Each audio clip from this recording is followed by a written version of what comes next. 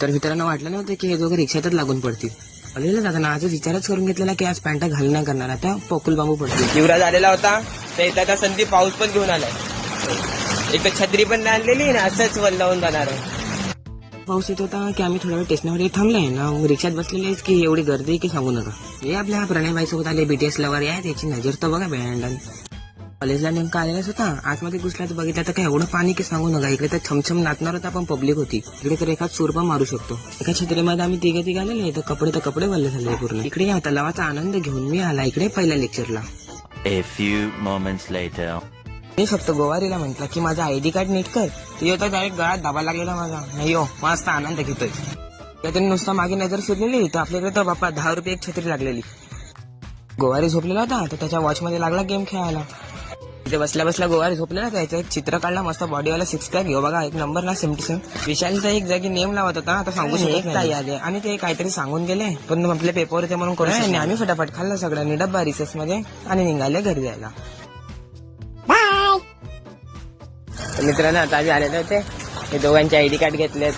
युवराजची आली शिलाची आयडी वाला नको टाकू भाई. प्रणयचे दोघांचे घेतलेत. मी तर मी सज्जन होतो, मी आपल्या लेक्चरला बसलेला. हुशार लोक. A few moments later.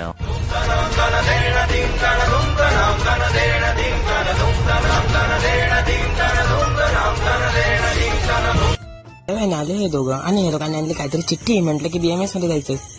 BMS ला येऊन बघितलं तर काय खिडकी बंद होती आणि इकडे येऊन मी एक खिडकी खोलली तर तिकडे पण पावलं आणि म्हटले की उद्या या सॉरी. त्याला पर्यंत नाही आणि मी पण भरली फटाफट पाण्याची बॉटल फूक मारून. एवढी तर एकतर दाबून गेलेली होती.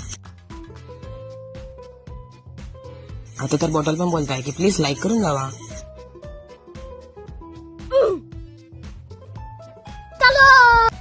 अरे येत मी बस बघत होता अगं तेवढ्यात हे दिसलं.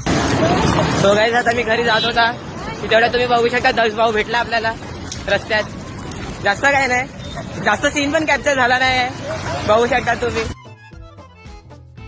युवराजला घ्यायचं होतं ते 20 वाला चीज काय बोलतात ते बर्गर आणि निघाले घरी जायला.